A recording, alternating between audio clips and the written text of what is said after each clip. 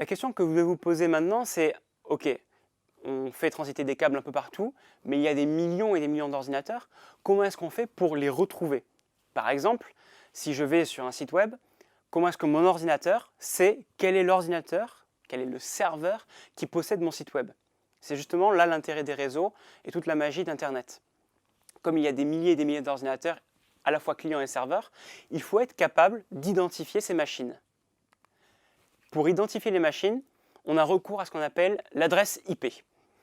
C'est une sorte finalement de plaque d'immatriculation pour votre ordinateur. Il permet de retrouver tous les ordinateurs grâce à une série de nombres qu'il identifie. Alors par exemple, si je veux aller sur Google, je peux être amené à taper 205.89.177.26, sa plaque d'immatriculation, et je vais directement récupérer le site web de la page d'accueil de Google. Bien sûr, vous allez me dire, retenir des chiffres comme ça, c'est un peu compliqué. Et moi, quand je vais sur Google, j'ai plutôt tendance à taper google.com. Et c'est justement là qu'entre en jeu le nom dot. C'est un concept qu'on a créé pour justement ne pas avoir à retenir des suites de nombres qui ne sont pas forcément évidentes à retenir pour un humain. C'est ce qu'on appelle ici un nom de domaine qui permet d'associer finalement une IP avec un texte facile à retenir.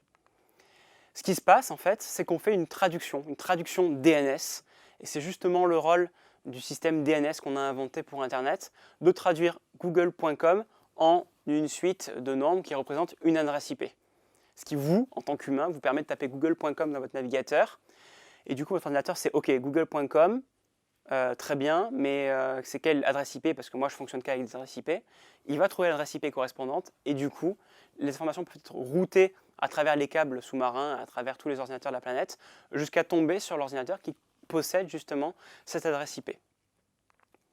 L'identification des machines fonctionne donc comme ça. Chaque machine a une IP et potentiellement un nom dot. Et c'est comme ça que, quel que soit le site web, qu'il s'agisse de google.com, wikipedia.org ou que sais-je encore, il y a des associations entre les IP et les noms de domaine pour les retrouver.